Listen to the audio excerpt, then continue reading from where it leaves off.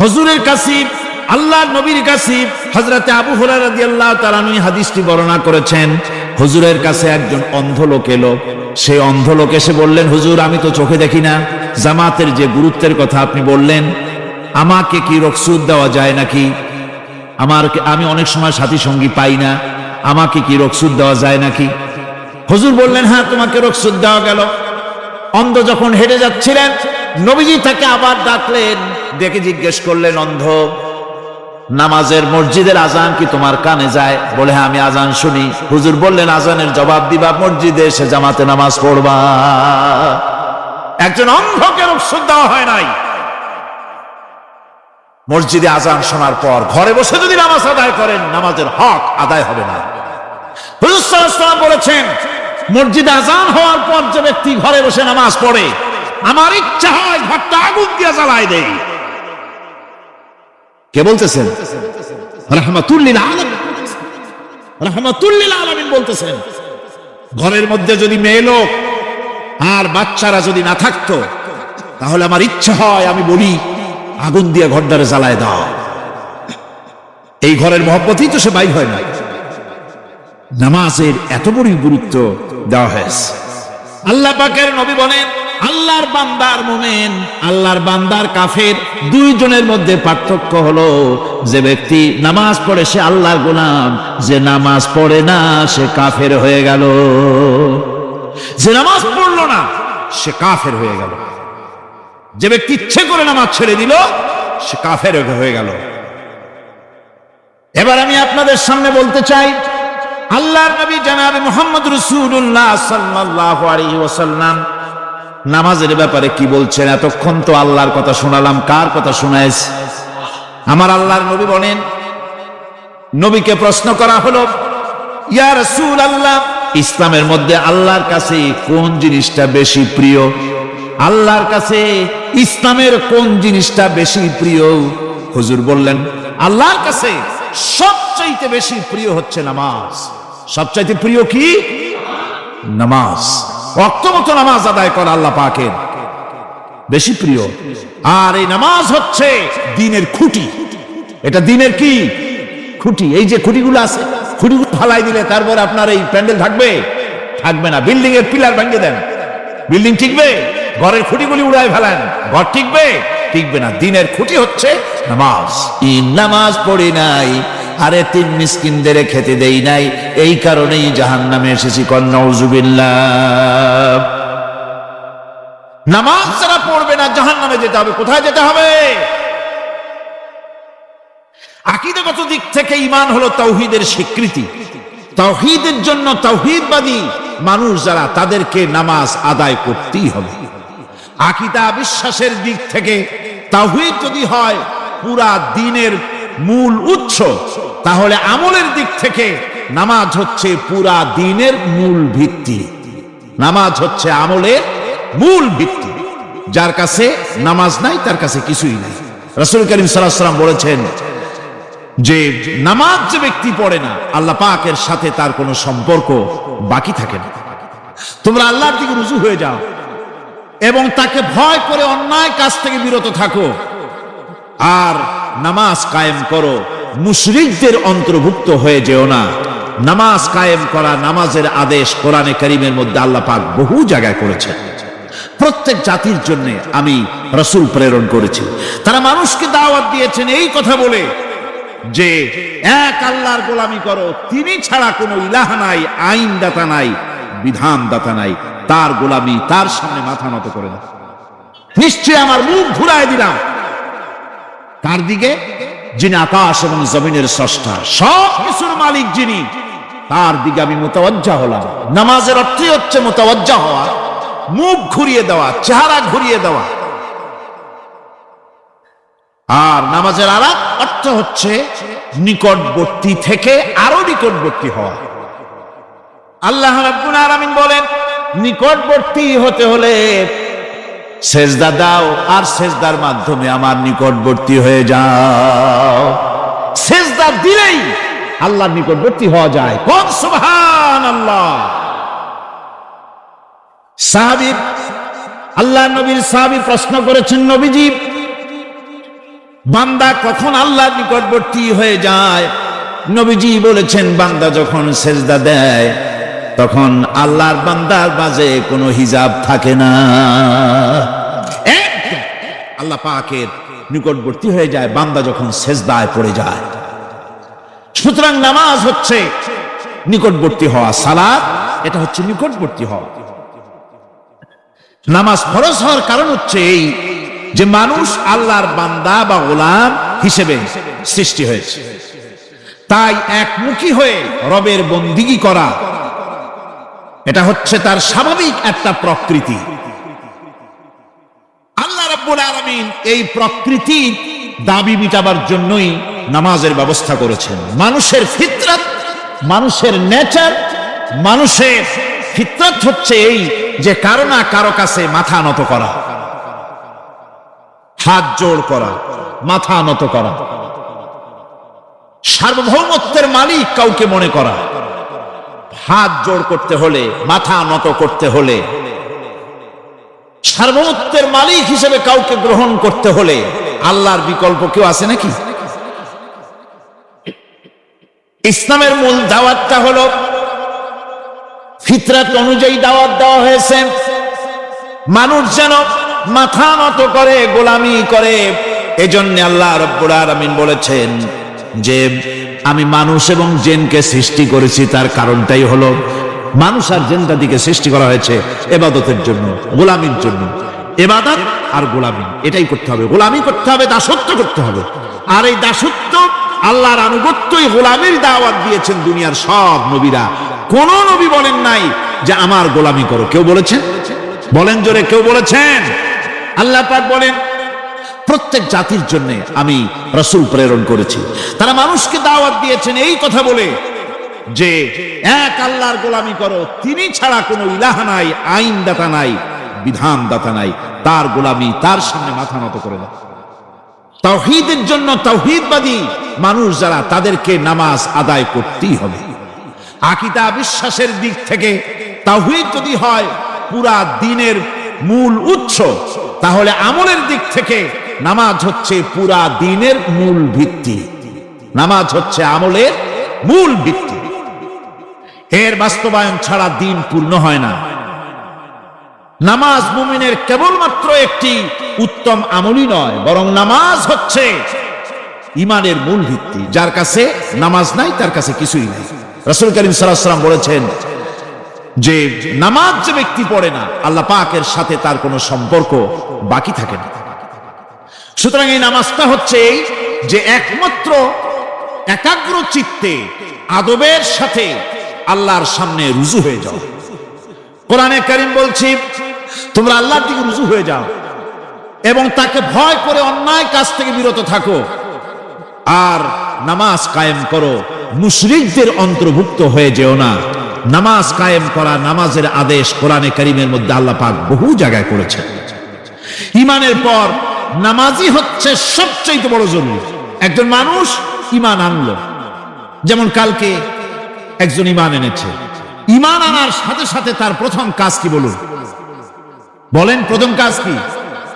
ফজরের নামাজের আগে একজন ইসলাম কবুল করলেন, তার প্রথম দায়িত্ব নামাজকে আদায় করে দেওয়া, ফজরের নামাজ পড়া। জোহরের আগে কেউ ঈমান আনলো, তার প্রথম দায়িত্ব জোহরের নামাজ আদায় করা। আসরের নামাজের আগে ঈমান এনেছে, তার প্রথম দায়িত্ব হলো আসরের নামাজ আদায় করা।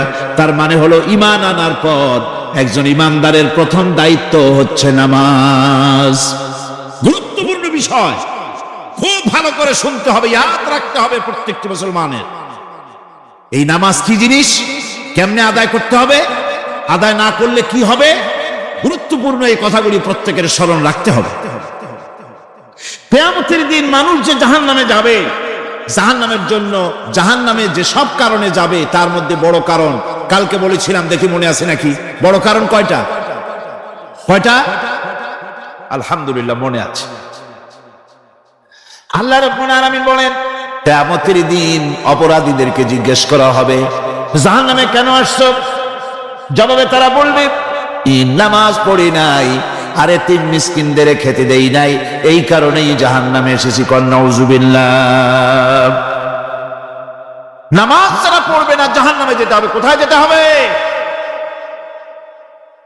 আকীদাগত দিক থেকে ঈমান হলো তাওহীদের স্বীকৃতি, আর আমলের দিক থেকে নামাজ হচ্ছে তাওহীদের বহিঃপ্রকাশ।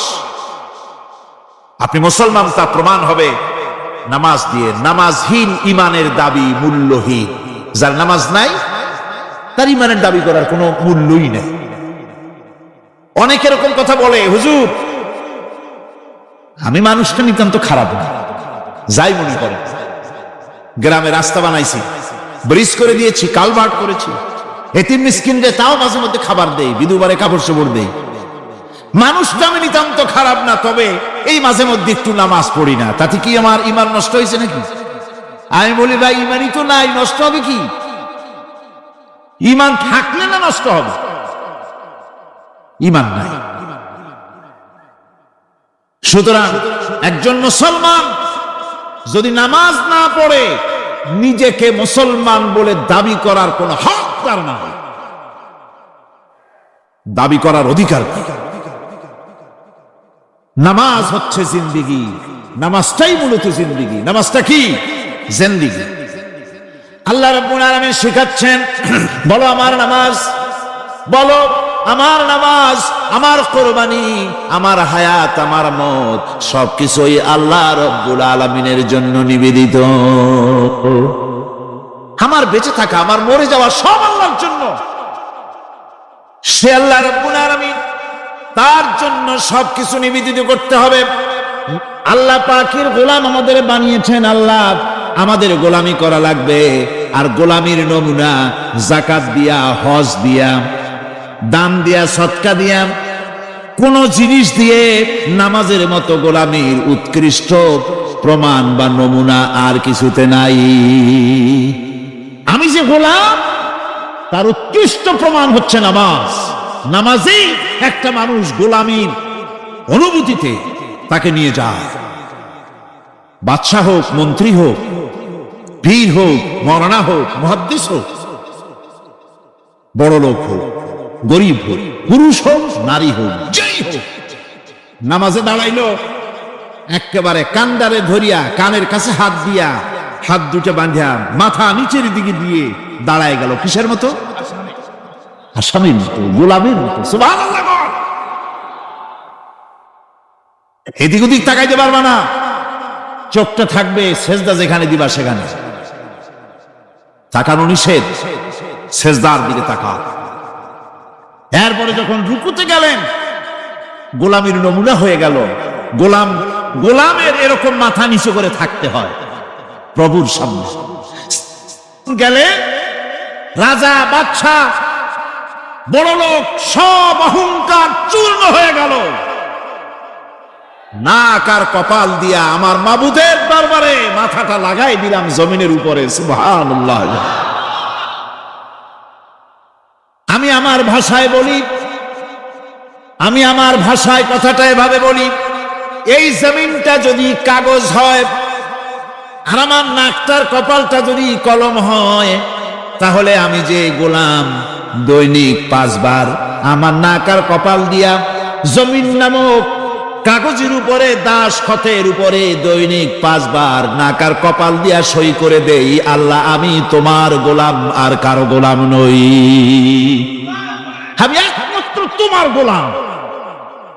ঘুমের থেকে উঠে সেজদা দিয়ে বলি, দুপুরের সময় কাজ ফালাইয়া আর একবার বলি, বিকেল আসার আগে আসরে আর একবার বলি, দিন যখন শেষ হয় আর একবার বলি, রাতে যখন শুতে যাই আর একবার সেজদা দিয়া ঘোষণা করি, মাবুদ আমি তোমার গোলাম। সুবহানাল্লাহ। নামাজ হচ্ছে ইসলামের গণ্ডির মধ্যে প্রবেশের প্রমাণ। সূরা তওবা এসেছে, তারা যদি তওবা করে আর নামাজ কায়েম করে, যাকাত যদি আদায় করে, তাহলে এখন তোমাদের সে দ্বীনি ভাই, এখন ভাই হয়ে গেল। একটু আগে ছিল কাবে মুশরিক, এখন তোমার দ্বীনি ভাই। দ্বীনের গণ্ডির মধ্যে প্রবেশ করা, কলেমা পড়ার সাথে সাথেই নামাজ। নামাজ হচ্ছে দ্বীনের প্রধান গেট, দ্বীনের প্রধান তোরণ। দ্বীনের মধ্যে প্রবেশ করার জন্য এই গেট দিয়ে প্রবেশ করতে হবে। সুতরাং এই নামাজের এতই গুরুত্ব দেওয়া হয়েছে। ইসলাম যদি ক্ষমতায় আসে, আল্লাহ যেন এনে দেন, জোরে কোন আমিন। ইসলাম যদি ক্ষমতায় এসে যায়, রব্বুল আলামিন তাফসীরে মাহফিল কোরআন সামনে নিয়ে আশা করে তোমার দরবারে দোয়া করি, এই বিশাল জনসমুদ্রের দোয়া কবুল করো মাবুদ গো, এই বাংলাদেশকে ইসলামের দেশ বানাইয়া দাও। দেশটা যদি ইসলামের হয়ে যায়, আইন যদি আল্লাহর হয়, শাসন যদি সৎ লোকেরা করে, রব্বুল আলামিন কোরআন শরীফে বলেন, তাহলে তারা 4টা কাজ করবে। আর মুমিনেরা ক্ষমতায় এসে প্রথম যে কাজটা করবে, প্রথমে ক্ষমতায় এসেই নামাজ বাধ্যতামূলক করবে। প্রথম কি? ওয়াজ নসিহতে অনুরোধ করা হবে না, বাবাজিরা আল্লাহর রাস্তায় নামাজটা পড়েন না।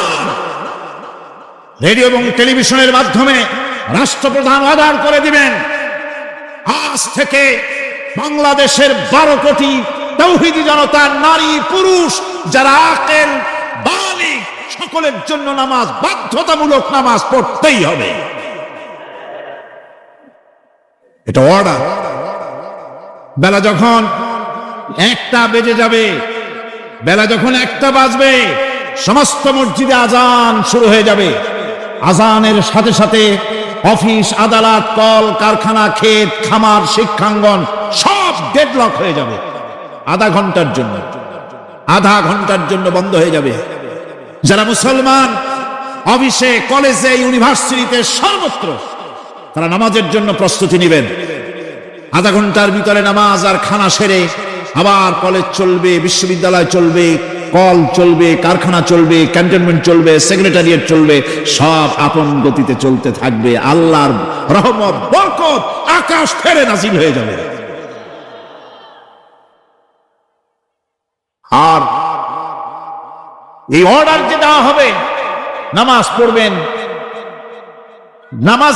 পড়বেন, সেখানে থানায় যখন আজান হবে, থানায় আজান হয়ে গেছে, থানার স্টাফ, পুলিশ যারা আছে জামাতে খাড়া হয়ে যাবে, ইমামতি করবেন ওসি সাহেব। এসপির অফিসে এসপি সাহেব ইমামতি করবেন, ডিসি সাহেব তার অফিসে ইমামতি করবেন, মন্ত্রী সেক্রেটারিয়েট ইমামতি করবেন, প্রেসিডেন্ট বঙ্গভবন ইমামতি করবেন, বিশ্ববিদ্যালয়ের ভাইস চ্যান্সেলরের ইমামতিতে সে জায়গার মুসলমান ছাত্র ছাত্রী, শিক্ষক শিক্ষয়িত্রী এক জামাতে নামাজ আদায় করবে। এই যদি হয় চিত্র দেশের, অপরাধ থাকবে? থানায় ওসি সাহেব নিজেই যদি জামাতের ইমামতি করেন, এইভাবে নামাজ আদায় করেন পুলিশদের নিয়ে জামাতে, ঘুষ আর খাবে তারা? এসপি সাহেবের অফিসে, ডিসি সাহেবের অফিসে মন্ত্রীরা যদি এভাবে নামাজ কায়েম করে, তাহলে কি অন্যায় অপরাধ কিছু থাকবে সমাজে? থাকবে না। সুতরাং নামাজ বাধ্যতামূলক করে দেওয়া হলো। নামাজ বাধ্যতামূলক, সকলকে নামাজ পড়তে হবে। নামাজ হচ্ছে অপকর্মের প্রতিবন্ধক। নামাজ পড়লে অন্যায় কাজ থেকে বাঁচার পর, অন্যায় থেকে বাঁচাই কিসে? আল্লাহ রাব্বুল আলামিন বলেন, হে নবী, এই কিতাব তেলাওয়াত করো, যা তোমার প্রতি অবতীর্ণ করা হয়েছে, এই কিতাব তেলাওয়াত করো আর নামাজকে প্রতিষ্ঠা করো। নিঃসন্দেহে নামাজ মানুষকে পাপাচার থেকে বাঁচায়া দেয়। অশ্লীলতা, পাপাচার থেকে মানুষকে বাঁচায় কে? জোরে চিল্লায় এখন কে? এই নামাজ মানুষকে অন্যায় কাজ থেকে বাঁচায় দেয়। নামাজ যে মানুষকে অন্যায় কাজ থেকে বাঁচায়, কেমনে বাঁচায়? আমরা যে নামাজ পড়ি, এই নামাজে তো আমাদেরকে অন্যায় কাজ থেকে বাঁচাইতে পারে না। নামাজি বহুত মানুষ আছে অন্যায় করে, করে কিনা? করে না? করে না? করে। নামাজি অথচ অন্যায় করে। আর আল্লাহ বলছেন নামাজিকে, নামাজ তাকে অশ্লীলতা থেকে ফিরায়। তাহলে কথা কারটা ঠিক? আল্লাহটা। জোরে বলেন, কারটা ঠিক? অবশ্যই আমার আল্লাহর কথা হক। আমি ভুল করতেছি, আমি যেন কোথাও ভুল করতেছি, সামথিং ইজ রং, কোথাও যেন আমরা ভুল করে বসতেছি, সেই ভুলটা কি আমরা আবিষ্কার করতে চেষ্টা করবো ইনশাআল্লাহ। প্রথম যে কথাটা সেটা হচ্ছে যে আমরা যা নামাজে পড়ি আমরা তা বুঝি না। কথা ঠিক কিনা? আমি যদি এখন প্রশ্ন করি সামি আল্লাহু লিমান হামিদা অর্থ কি কোন, ফার্স্ট ডিভিশনে কয়েকটা লেটার নিয়ে ফেল করবেন এরকম লোক আছেন না নাই? সুবহান রাব্বিয়াল আলা অর্থ কি জানি না। সুবহান রাব্বিয়াল আযীমের অর্থ কি জানি না, দোয়া কুনুত অর্থ কি জানি না, তাশাহুদ অর্থ কি জানি না, সূরা ফাতিহার অর্থ কি জানি না, এমন কি উযুর মধ্যে কয়টা ফরজ তাও অনেকের জানা নাই। কথা কি বেশি বললাম না ঠিক বলছি? একজনে জিজ্ঞেস করলো, মিয়া উযুতে কয় ফরজ? হুজুর কি মনে করেন যে বুঝি জানি না? এটা সাধারণ ব্যাপার, বলেন না কয় ফরজ? উযুতে তো 17 ফরজ। উযু জানে না, নামাজ জানে না, তাকে এই নামাজ কেমনে ফিরাবে অন্যায় কাজ থেকে? কথা বুঝতে পেরেছেন? নামাজে আল্লাহু আকবার বললাম, এরপরে সানা পড়লাম, তারপরে সূরা ফাতিহা পড়লাম। সূরা ফাতিহার ভেতরে যে সমস্ত কথাগুলি বললাম সেই কথাগুলি বুঝি না, কি বলেছি তাও জানি না। এরপরে সুবহান রাব্বিয়াল আলা বলেছি, সুবহান রাব্বিয়াল আযীম বলেছি, সামি আল্লাহু লিমান হামিদা বলেছি, অর্থ কি জানি না। আল্লাহ তা শুনতে পান, যে ব্যক্তি আল্লাহর প্রশংসা করেন তিনি তা শুনতে পান। নামাজের মধ্যে আইডিয়া দেওয়া হচ্ছে, তুমি যে আল্লাহর জন্য নামাজ পড়তেছো, প্রশংসা করতেছো, এটা এমন নয় যে আল্লাহ পাক দেখছেন না বা শুনতেছেন না। তুমি যা বলতেছো, প্রশংসা করতেছো, আল্লাহ পাক তা শুনতে পাচ্ছেন। সামি আল্লাহু লিমান হামিদা, সুবহান রাব্বিয়াল আলা। আমি মহান সর্বশ্রেষ্ঠ আল্লাহ রাব্বুল আলামিনের পবিত্রতা ঘোষণা করছি, আমি তার প্রশংসা করছি। সূরা ফাতিহার কি আমরা বলি আপনারা ব্যাখ্যা দেখে বুঝে নিয়েন, সেগুলি আমি এখানে বলে বাকি কথা সব শেষ করতে পারবো না। নামাজে কি পড়েন সেটা যদি জানতেন, অবশ্যই আল্লাহ রাব্বুল আলামিনের কথা কার্যকরী হয়ে যেত। নামাজ মানুষকে পাপের কাজ, অশ্লীলতা থেকে ফিরাতে পারে। আল্লাহ ইন্না বসায়ছেন, নিশ্চয়ই, বেশক, অবশ্যই নামাজ পাপ থেকে ফিরাবে। কিন্তু কেমনে ফিরাবে নামাজ তো বুঝি না, নামাজ তো বুঝি না। খালি সেজদা দেয় জনমের মতো, আর সেজদা কি? নামাজে যদি দেখে ইমাম দেরি করতেছে, আত্তাহিয়াত পড়তে দেরি হয়ে যাচ্ছে, পিছন থেকে সিগন্যাল মারে, ঠিক কিনা? বেয়াদব, বেয়াদব। তোমার নামাজ, তোমার আত্তাহিয়াত আগে শেষ হয়েছে, তাতে কি হয়েছে? চুপ করে বসে থাকো। ইমামকে কাশি দিয়া সতর্ক করার অধিকার তোমার নাই। যদি ইমামকে সতর্ক করার জন্য কাশি দিয়ে থাকো, তোমার নামাজ ফাসেদ হয়ে যাবে। এটা ফাজলামি করার জায়গা না, এটা নামাজ। এর নাম কি? ধীরে সুস্থে নামাজ পড়তে হবে। অনেকে মসজিদটারে মনে করে জেলখানা, ঢুকতে যত দেরি, বেরোতে পারলে যেন বাসে যান ছটফট করে। মসজিদে কেরাত যদি একটু লম্বা পড়ে, পিছনে বসে খালি কি যে করে, মনে মনে বলতে থাকে যে ইমাম এমন কাঁচা ছাড়া ছাড়ি না। আর গান যখন শোনে, শুনতেই থাকে, কত মজা, গুমাশা, নাউযুবিল্লাহ। সুতরাং নামাজে কি পড়েন সেটা আপনাকে বুঝতে হবে। সঠিকভাবে নামাজ পড়ার পরও যদি কোন মানুষের সঠিকভাবে, ভালো করে শোনেন, সঠিকভাবে নামাজ পড়ার পরেও যদি কোনো মানুষ পাপের থেকে না ফেরে, তাহলে বুঝতে হবে একথা, পানি আর সাবান দিয়া কাপড় ধুলে কাপড়ের ময়লা যাবে, কিন্তু পানি আর সাবান দিয়া কয়লা জনমের মতো ধুইলেও কয়লার ময়লা যাবে না। কথা বুঝে আসছে? এর থেকে আর উত্তম দৃষ্টান্ত আমার কাছে নাই। নামাজ পড়ার পরেও যদি চরিত্র ভালো না হয়, বুঝতে হবে নামাজ হচ্ছে না, কাঙ্ক্ষিত মানের নামাজ আদায় হচ্ছে না। আল্লাহ নবী বলেছেন, যার নামাজ পাপ কাজ হতে ফিরাতে পারলো না, তার নামাজ নামাজি নয়। আবার শুনুন, রাসূল বলছেন, যার নামাজ তাকে পাপের কাজ থেকে ফিরাতে পারলো না, তার নামাজ নামাজ নয়।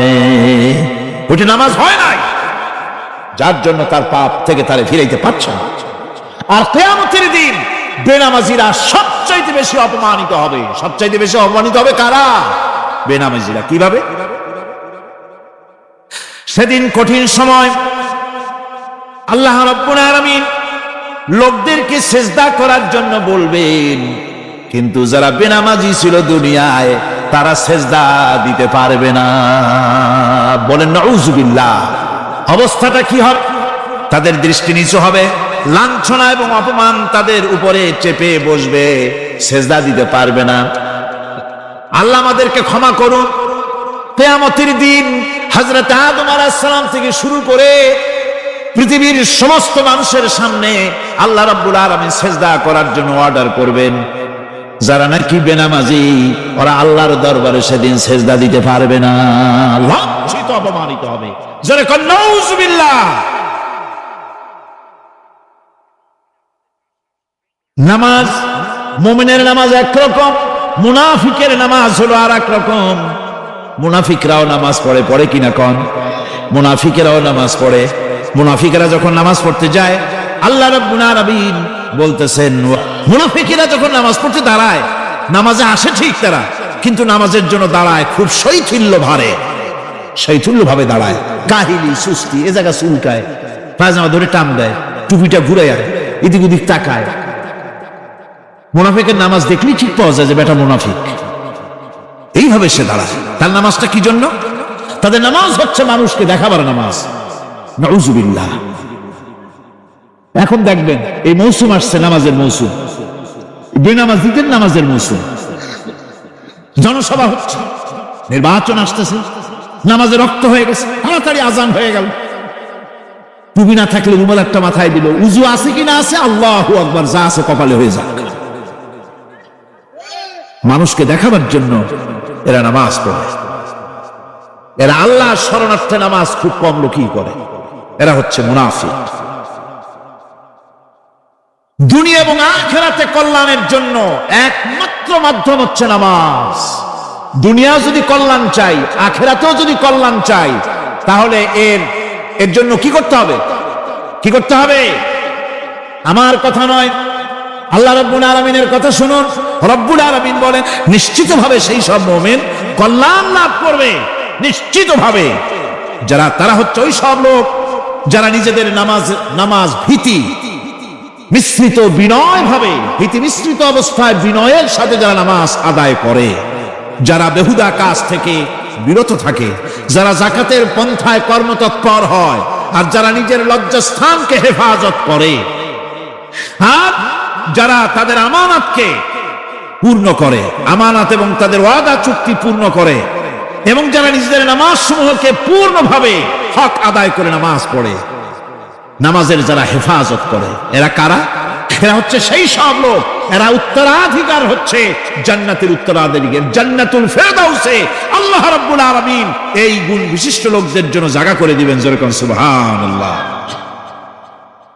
নামাজকে পড়তে বলা হয়নি, কোরআন শরীফে বলা হয়েছে নামাজ কায়েম করো। কি বলা হয়েছে কন্ত দেখি? নামাজ কায়েম করো, নামাজ পড়ো। এই কথা কিন্তু কোরআন শরীফে কোনো জায়গায় আছে নাকি? এখন কায়েম করা কারে বলে? একটা গুরুত্বপূর্ণ আরেকটি বিষয়, নামাজ কায়েম করতে বলা হয়েছে। কায়েম কি? কায়েমটা হচ্ছে দৃষ্টান্ত স্বরূপ বলা যায় যে জিনিসটা সমাজে প্রতিষ্ঠিত আছে ওইটারে বলে কায়েম হওয়া, আর যেটা প্রতিষ্ঠিত নাই ওটা কায়েম নাই। কায়েম মানেই হলো প্রতিষ্ঠিত থাকা। যেমন আমাদের দেশে, আমাদের সমাজে নারী, পুরুষ, শিশু, বৃদ্ধ সকলেই কাপড় পরা, শাড়ি পরা, লুঙ্গি পরা, এই কাপড় পরাটা কায়েম আছে, প্রতিষ্ঠিত আছে না নাই? যার কারণে কাপড় পরা সমাজে কায়েম আছে বলে উলঙ্গ মানুষ সমাজে খুঁজে পাওয়া যায় না, পাগল ছাড়া, ঠিক কিনা? একটা বাচ্চাকেও যদি উলঙ্গ হতে বলেন এখানে, 5 বছর 6 বছর একটা বাচ্চাকেও, সে কিন্তু রাজি হবে না, ঠিক কিনা?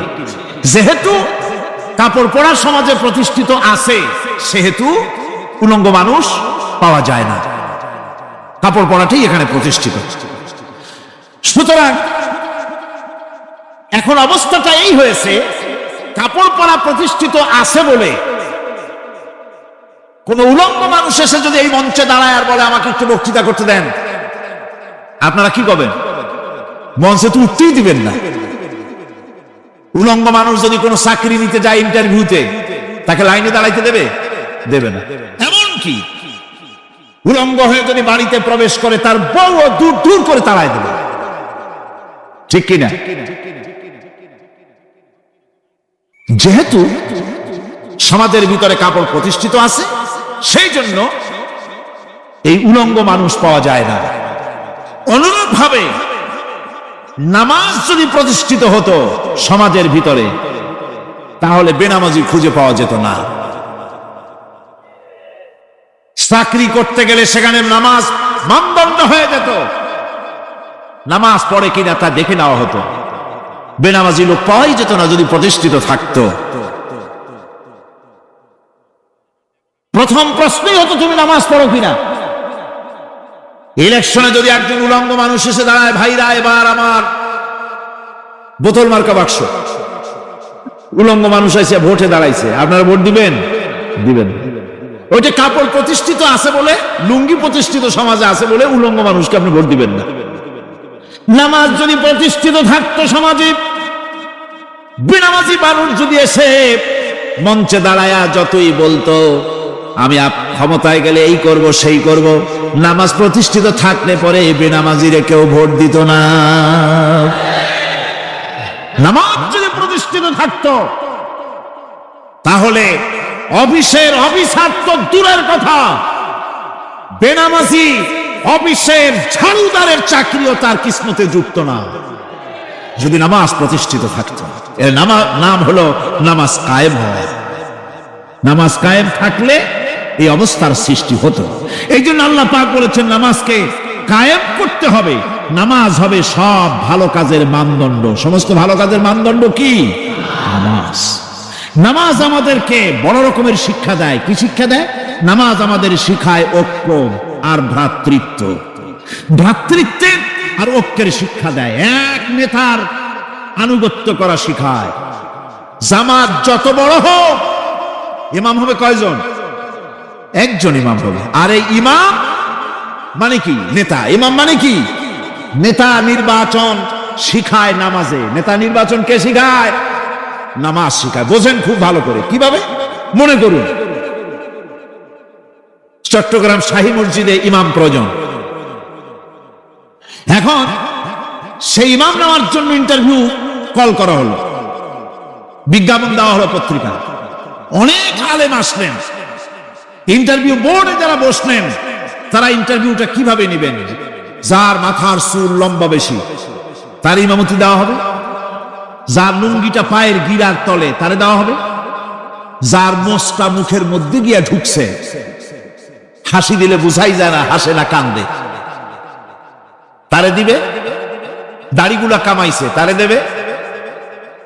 সিগারেট খায়, বা অবশ্য চট্টগ্রাম আর সিলেটে সিগারেটের ফতোয়া ভিন্ন রকম। বরিশালে আমি যেখানে জন্মগ্রহণ করেছি, আমার এলাকায় কোনো আলেম যদি সিগারেট খায়, মসজিদের ইমাম তো ভালো, মসজিদ ঝাড়ু দিতেও ঢুকতে দেবে না মসজিদে। এটা এই এলাকার এক রকমের কায়দা। আমি এটার ব্যাপারে কথা নাইবা বললাম।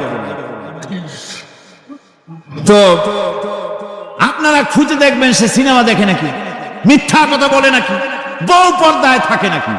এগুলি মাইক্রোস্কোপ যন্ত্র দিয়ে ইমামের মাথা থেকে পা পর্যন্ত দেখবেন কিনা কন? আচ্ছা এবার কোন তো দেখি, এই ইমাম সাহেব ইমামতি করবে কতজন লোকের? 500, 1000। শাহী মসজিদে ধরেন 5000 লোক হইল। 5000 লোক, 5000 লোকের ইমাম নির্বাচনের সময় পা থেকে শুরু করে মাথা পর্যন্ত দেখেন, এমনকি বউ পর্যন্ত। বৌমনি আইনে দেখেন না, পর্দায় থাকে কিনা এইটা আপনারা দেখেন, ঠিক কিনা? এ খবরটা নেন।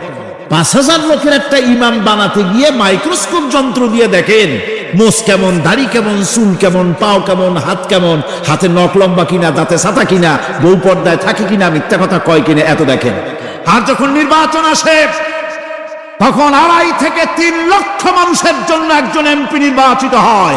সেই ইমামকে বাছাই করার জন্য নামাজ পড়ে কিনা, জিনাকার কিনা, মদখোর কিনা, সুদখোর কিনা, ঘুষখোর কিনা, বদমাশ কিনা বাছাই করা হয় না। নামাজ আমাদেরকে এটা শিখায় ইমাম কেমনে বানাইতে হবে। কোন সুবহানাল্লাহ।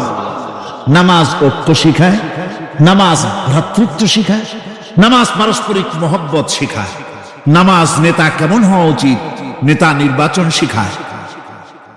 আবার নেতা ভুল করলে তার ভুল বলা যাবে না, এরকম হতে পারবে না।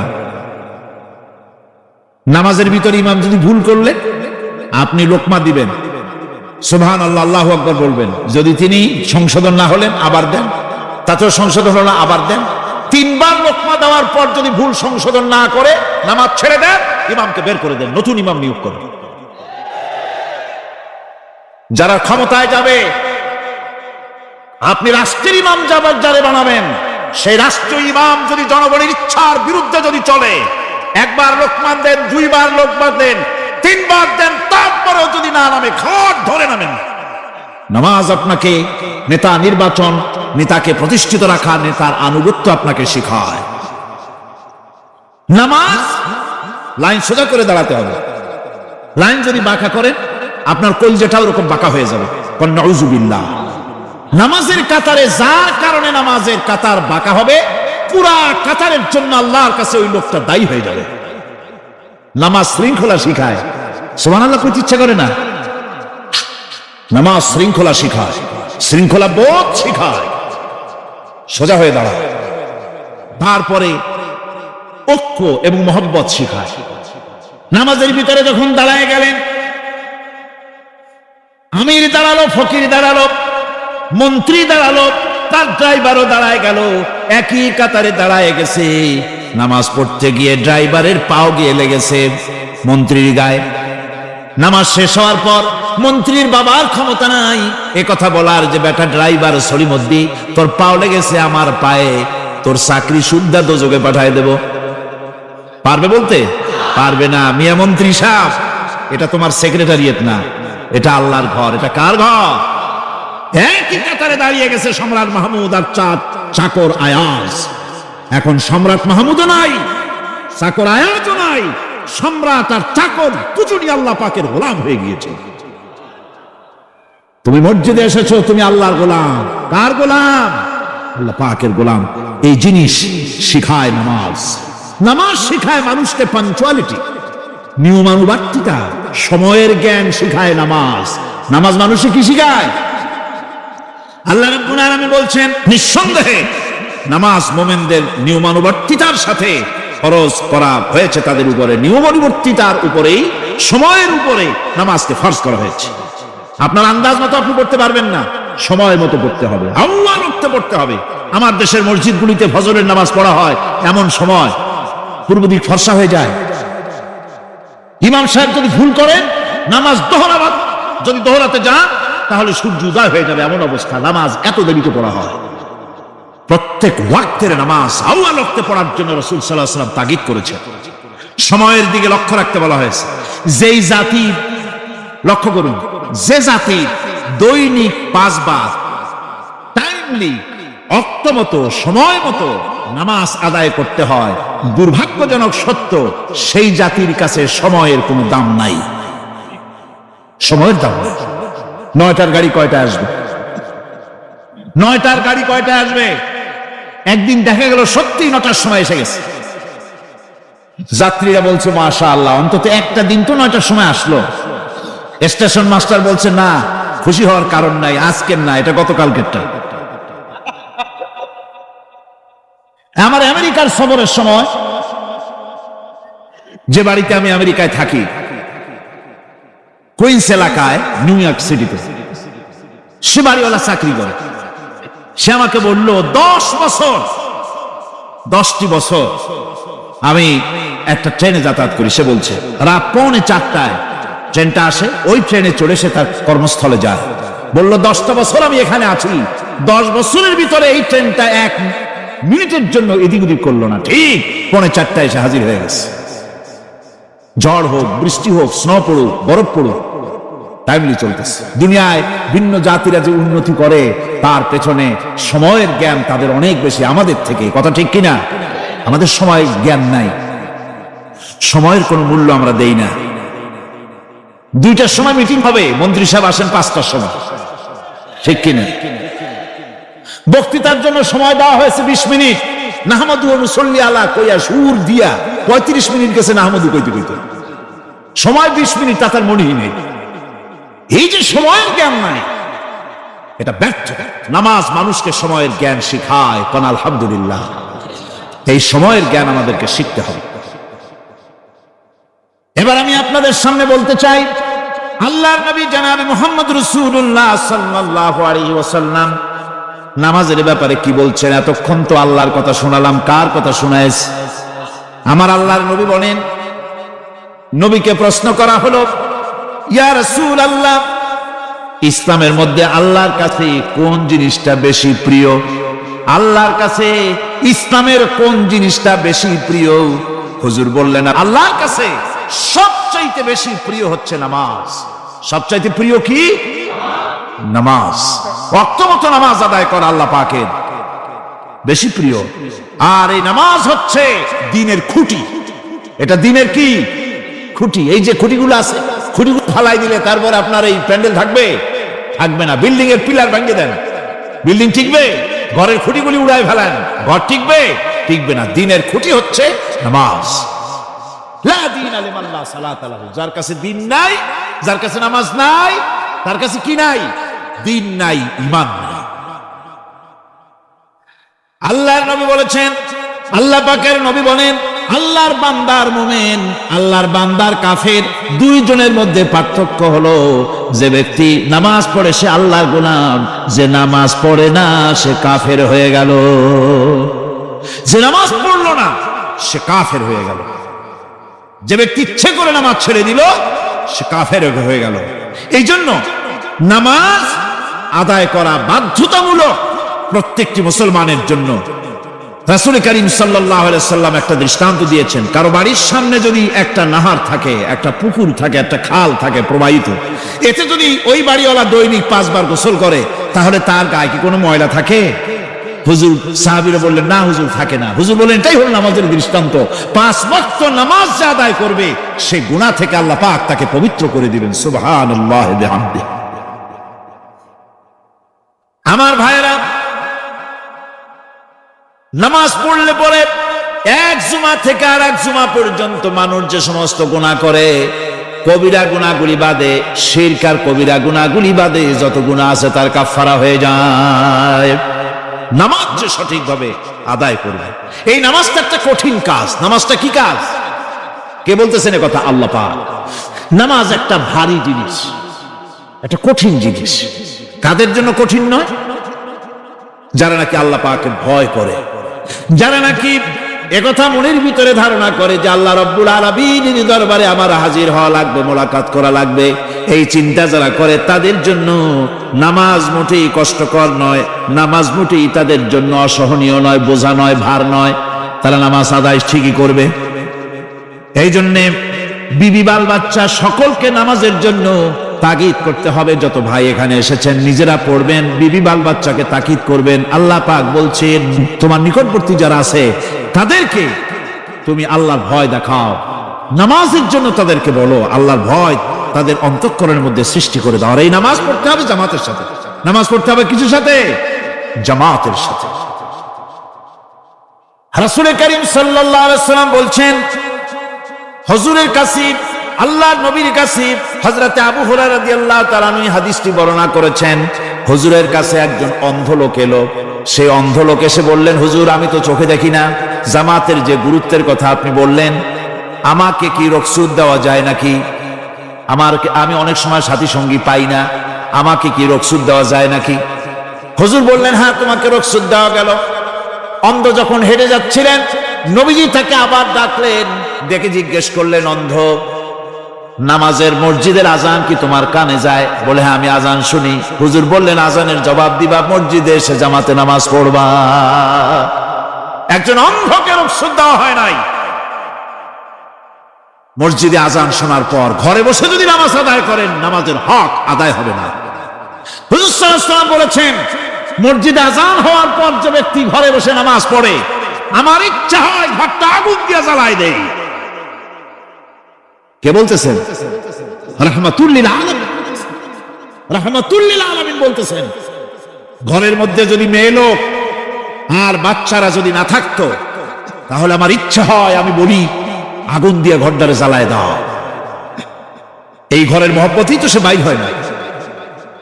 নামাজের এত বড় গুরুত্ব দেওয়া হয়েছে। আমার বন্ধুগণ, এই নামাজের জামাতি আল্লাহর নবী জীবনের শেষ নামাজ জামাতে আদায় করেছেন। জীবনের শেষ নামাজটাও জামাতে আদায় করলেন। তখন তার এমন অবস্থা, এত অসুস্থ, দাঁড়াতে পারেন না, হাঁটতে পারেন না। দুইজন সাহাবীর কান্দের উপরে ভর করে তারপরে বহু কষ্ট করে মসজিদে গিয়ে নামাজ আদায় করেছেন, খুতবা দিয়েছেন। বললেন, খুতবা দিতে গিয়ে বললেন, আজ থেকে মসজিদে নববীর চতুর্দিকের সকলের দরজা বন্ধ হয়ে যাবে, শুধু আবু বকরের দরজাটা খোলা থাকবে। আল্লাহর নবী বললেন, আল্লাহ রাব্বুল আলামিন এই পৃথিবীতে তার এক বান্দাকে জাগতিক সব সম্পদ দিতে চেয়েছিলেন, কিন্তু সে বান্দা সব জাগতিক সম্পদকে উপেক্ষা করে মাবুদের সঙ্গে দেখা করা বেশি জরুরি, বেশি পছন্দ মনে করেছেন। এতটুকুন কথা নবীজি বললেন, কেউ কিছু বুঝলো না। হযরতে আবু বকর রাদিয়াল্লাহু তাআলা আনহু হুজুরের এই কথা শুনে কাঁদতে কাঁদতে তিনি অস্থির হয়ে যাচ্ছেন। সাহাবীরা চিন্তা করলেন, হুজুর কান্না কার কথা বলেছেন, তাতে কান্নার কি আছে? বয়োবৃদ্ধ জ্ঞানবৃদ্ধ হযরতে আবু বকর রাদিয়াল্লাহু তাআলা আনহু বুঝতে পেরেছেন এই পৃথিবীর সব সম্পদ তো আল্লাহ হুজুরকেই দিতে চেয়েছিলেন। তিনি সমস্ত সম্পদকে উপেক্ষা করে তার মাবুদের সঙ্গে দেখা করার জন্য প্রস্তুতি নিয়েছেন। তার মানে হলো আল্লাহর নবী বিদায় হয়ে যাবেন, আমরা নবী থেকে এতিম হয়ে যাব। নবীজি ঘরের মধ্যে প্রবেশ করলেন, প্রচন্ড জ্বর এলো। এই প্রচন্ড জ্বর নিয়ে তিনি শুয়ে আছেন, কখনো বেহুশ কখনো হুশ। এর মধ্যে সারাজান হয়ে গেল। সাহাবীরা বহুক্ষণ অপেক্ষা করে হযরত আবু বকরের ইমামতিতে নামাজ শুরু করলেন। হুজুরের হুশ এলো, প্রশ্ন করলেন, আয়েশা রে, এখন কোন সময়? হযরত আয়েশা বলেন, ইয়া রাসূলুল্লাহ, মসজিদে নববীতে নামাজ শুরু হয়ে গেছে। সাহাবীরা অনেকক্ষণ অপেক্ষা করে আমার বাবার ইমামতিতে নামাজ পড়তেছে সবাই, কিন্তু সাহাবীরা কেঁদে কেঁদে নামাজের মধ্যেই কাঁদতে কাঁদতে অস্থির হয়ে যাচ্ছে। তাদের মনের ধারণা হয়েছে নবীজির পেছনে নামাজ পড়ার কিসমত থেকে তারা মাহরুম হয়ে গেল। নবীজি বলেন, আয়েশা দরজা খুলে দাও আর আমার মাথাটা একটু উঁচু করে ধরো, আমি একটু নামাজের দৃশ্যটা দেখি। দরজা খুলে দেওয়া হলো, নবীজির মাথা উঁচু করে ধরা হলো। নামাজের জামাতের দৃশ্য দেখে নবীজি আবার শুয়ে পড়লেন। হযরত আয়েশা লক্ষ্য করে দেখেন নবীজির দুই চোখের কোণা দিয়া পানি পড়তেছে। মা আয়েশা জিজ্ঞেস করেন, ইয়া রাসূলুল্লাহ, নামাজের দৃশ্য দেখে চোখে কেন পানি এলো? হুজুর বলেন, আয়েশা রে, এটা কোনো দুঃখের পানি নয়, এটা তৃপ্তির পানি। এই যে জামাত নামাজ পড়তেছে লোকেরা, এই জামাত কায়েমের জন্য তায়েফের ময়দানে অনেক রক্ত আমার ঝরেছে। উহুদের ময়দানে দান্দান মুবারক শহীদ হয়েছে, সাহাবায়ে কেরাম জীবন দিয়েছে। এই যে জামাত আমি দেখতে পেলাম, ভবিষ্যতের একটা ছবি যেন চোখে ধরা পড়লো। আমার মনে হলো কিয়ামত পর্যন্ত এই পৃথিবীতে আমার যত উম্মত আসবে তারা এইভাবে করে জামাতে নামাজ আদায় করবে। নবীজি মাথার কাছে মালাকুল মউত যখন এসে গেছেন, আমার ভাইরা, এই পৃথিবীতে যত নবীরা এসেছিলেন মৃত্যুর সময় সমস্ত নবীরা শেষ কথা যেটা বলেছেন, হাদিস, সমস্ত নবীরা উম্মতের জন্য মৃত্যুর মুহূর্তে শেষ কথা যেটা বলেছেন সেটা হলো আসসালাত, আসসালাত, নামাজ, নামাজ। আমার নবী যখন বিদায় হয়ে যান, বিদায় মুহূর্তে মেয়ের কথা বললেন না, কলিজার টুকরা নাতির কথা বললেন না, জামাইয়ের কথা বললেন না, স্ত্রীর কথা বললেন না। মৃত্যুর সময় শেষ কথা বললেন আসসালাত, আসসালাত, নামাজ, নামাজ, আমার উম্মতেরা নামাজ, আমার উম্মতেরা নামাজ ছেড়ে দিও না, নামাজ।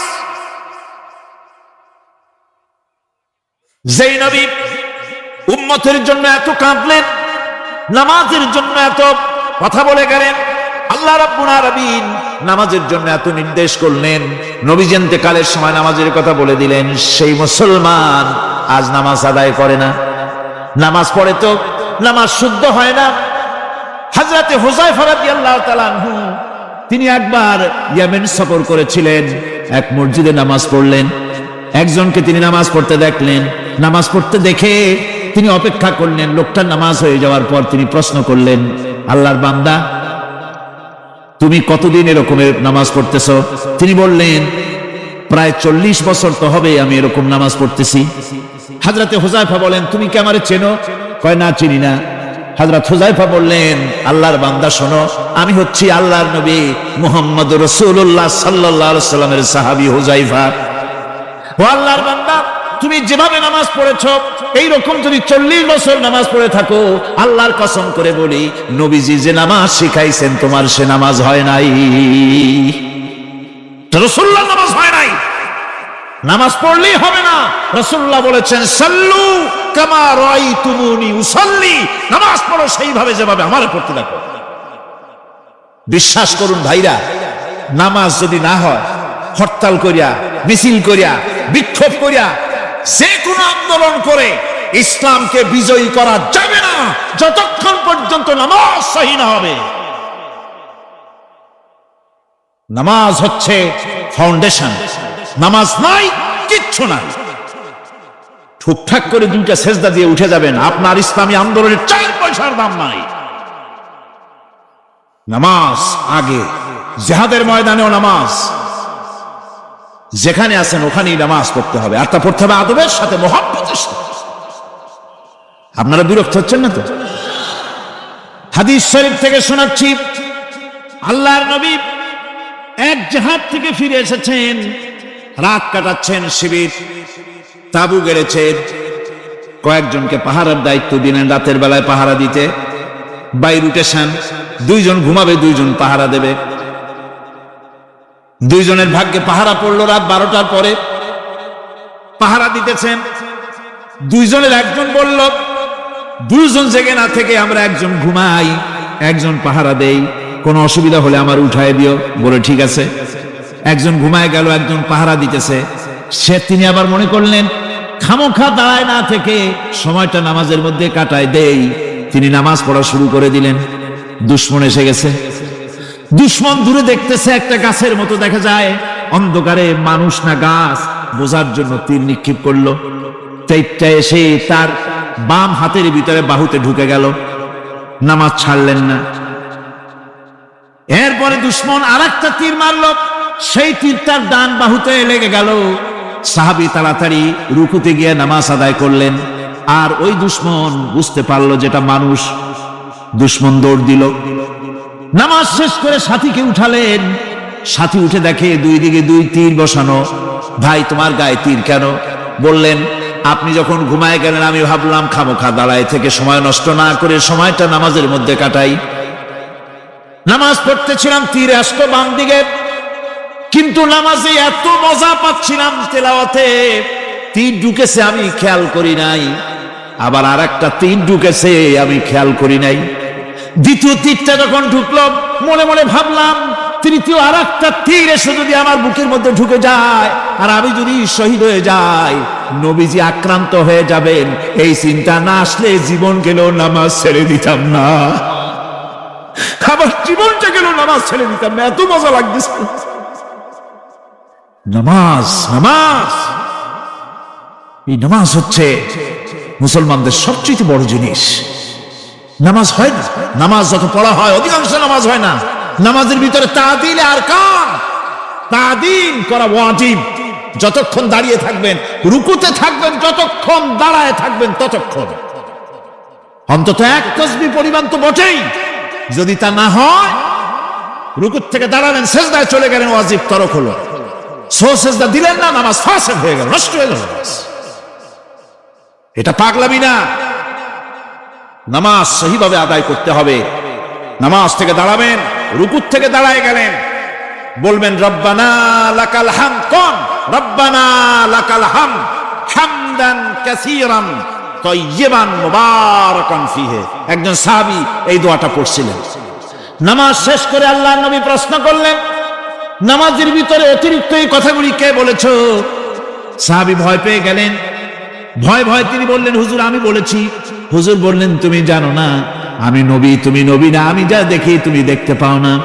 তুমি যখন এই দোয়াটা পড়তেছিলেন আমি লক্ষ্য করেছিলাম আল্লাহর রহমতের ফেরেশতারা প্রতিযোগিতা করতেছিল তোমার আমলনামায় কে কত বেশি নেকি লিখবে।